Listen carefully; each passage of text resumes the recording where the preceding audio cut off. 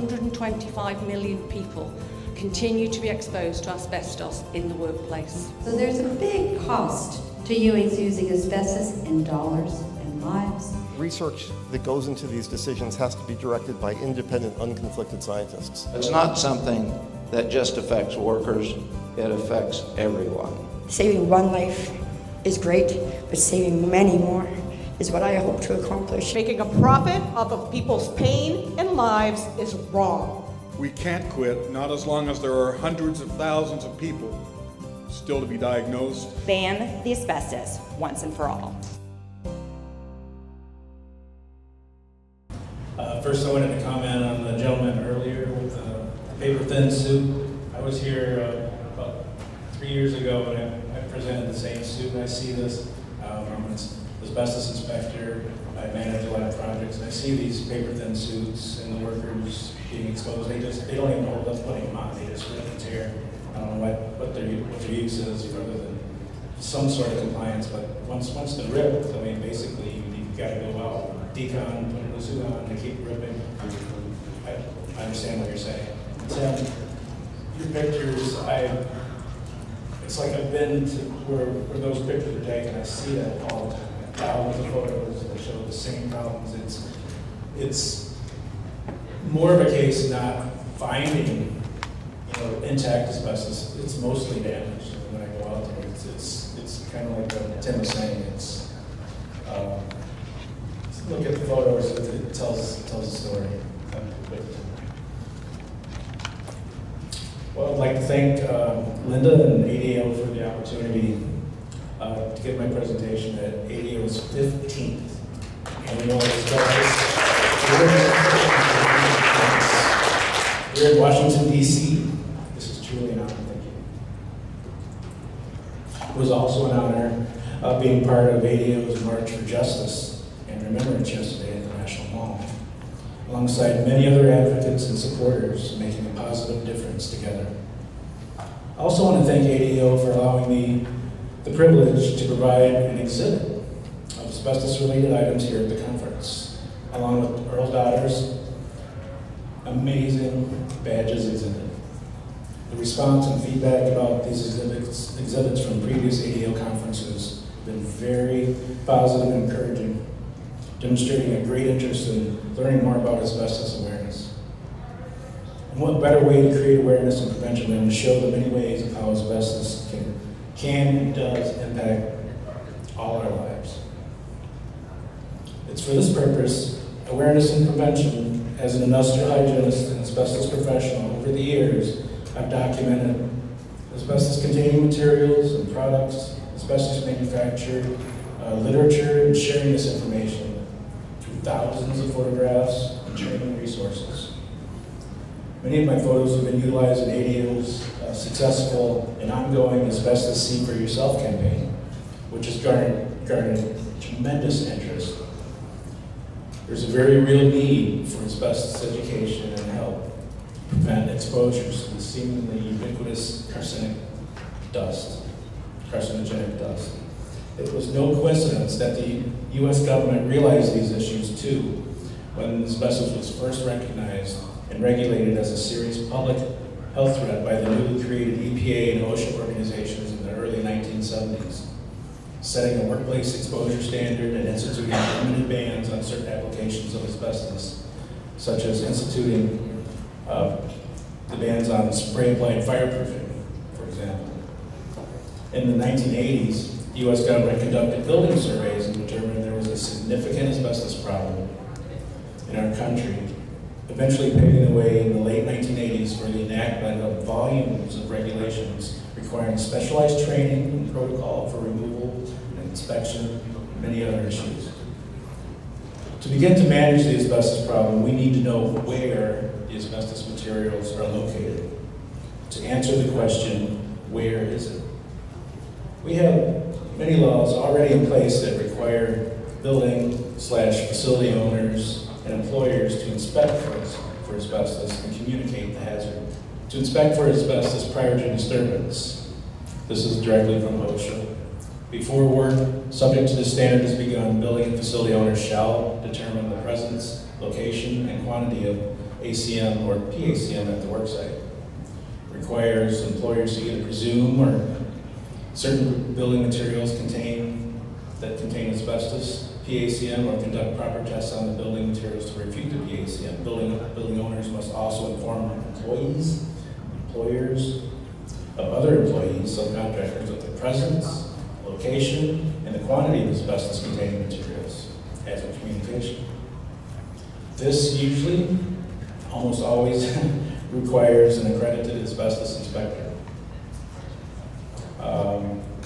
We also have due diligence where other materials that are known or should be to contain asbestos.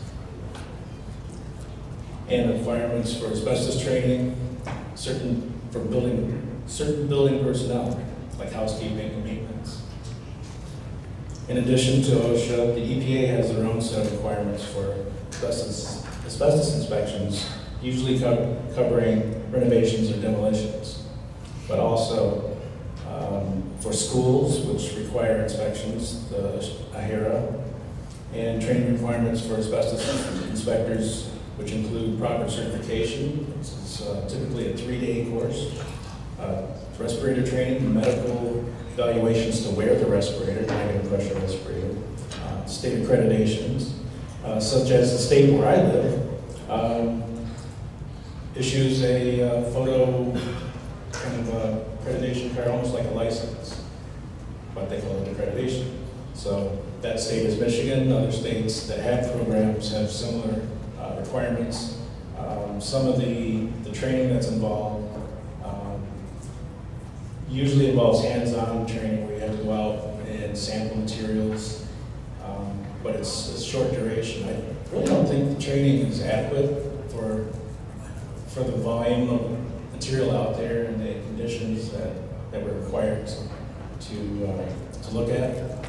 I would suggest or recommend, if there was any comments or revisions to laws, that every inspector have an apprentice, someone more experienced to show them what they need to do. How much of an asbestos problem is there? The USGS, we've seen this before, reports the United States domestic production and imports of raw asbestos from 1900 to 2003, over 31.5 million metric tons.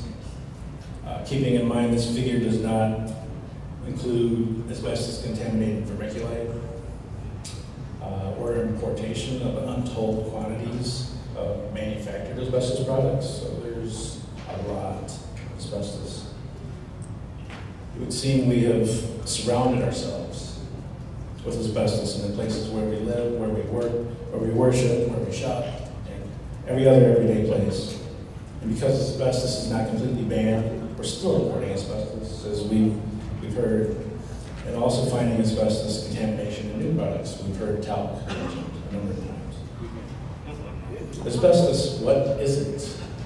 Well, to a geologist or scientist, or perhaps miners, the 6 currently regulated asbestos minerals might look something like these. The raw, unprocessed ore forms showing typical fibrous characteristics. Examples of these are also in the exhibit at the conference here. And there's also a sample of vermiculite ore from Libby, Montana.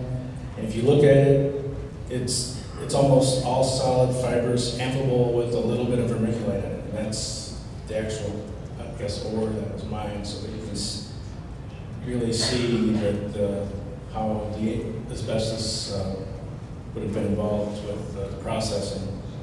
But to an inspector, asbestos building materials may look like many thousands of different products.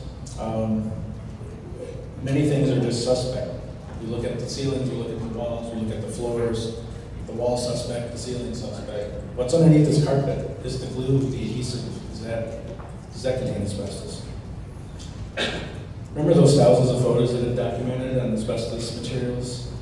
Guess what? Linda has allowed me to show you each and every one of them. Actually, the process is only a few hundred images. It would likely take days to review the extensive list of all known asbestos, and we're still learning every day. we've mentioned that the more we test, the more we find. And although it'd be my pleasure to show you seemingly countless asbestos applications that are documented, we should all be aware of the more common applications where asbestos may be found where we work, such as in flooring, walls, ceilings, and insulating materials. Regarding insulation, please also be aware of the potential for vermiculite attic insulation, which should be assumed to be contaminated with asbestos-form amicable asbestos. I've met so many homeowners who are not aware that they had vermiculite in their own attic, in their own home, but found out only after renovation started. ADAO's graphic is very effective in listing the usual suspects. Materials that can be found in residential settings, floorings, walls, ceilings, insulations. If you're planning DIY, please hire a certified, accredited asbestos inspector first. In addition to the thousands of known asbestos-containing materials, we're also faced with talc-containing products, as we've heard several times today, that may be contaminated with asbestos.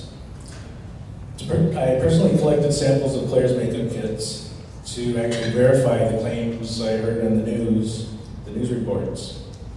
And hot off the press, and these sample kits are in the displays, the very ones that were sampled. You can see where the lab took the samples in those kits. The Have a Nice Day Prairie Cosmetic book, for example, 14,800,000 asbestos structures per gram. Both tremolite and chrysotile are found in the red eyeshadow. The pink retro holographic makeup set, 254 million structures per gram. Another example, the Rainbow Bedazzled Star makeup set, 5,280,000 or 280 million structures per gram. And the list goes on. Of the 15 sets that the lab received, 8 of those sets were found to contain asbestos, and the lab director indicated to me that those were tested randomly, so it's likely all the sets contain it. So he only took one sample from potentially up to 20. Some of these kits have 20 different wells. So potentially all of these could contain asbestos, but just randomly 8 out of the 15 contain asbestos. So if we find asbestos, what do we do? If ACM is damaged or if activities might disturb it, repair or removal by a trained and accredited asbestos professional is needed, an asbestos contractor. Leave damaged ACM alone. Avoid activities in areas having damaged material that may contain asbestos, and limit access to these materials. Take every precaution to avoid damaging ACM. How do you know it's ACM? Test it. Hire an inspector. Removal and repair should be done by people trained and qualified in handling asbestos. Sampling done by a trained and accredited asbestos inspector.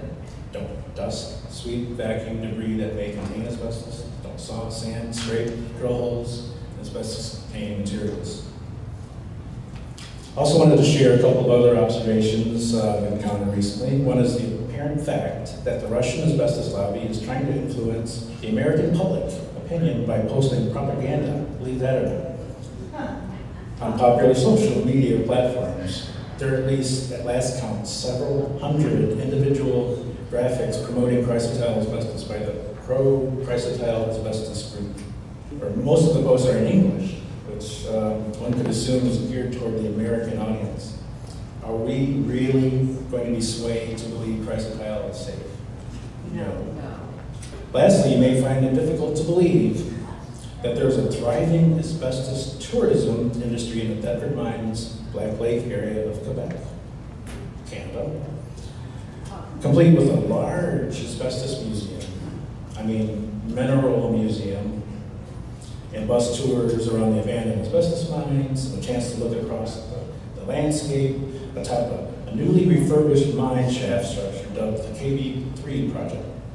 And during my visit, I was struck by a strong sense of heritage for the mining industry, asbestos mining industry, by the employees of the tour company, but complete lack of concern about exposure risk, working around asbestos materials and contaminated mine tailings. I can't recommend enough to hire a properly trained and certified asbestos inspector to begin the process of finding out where asbestos is located, to begin the process to help prevent exposures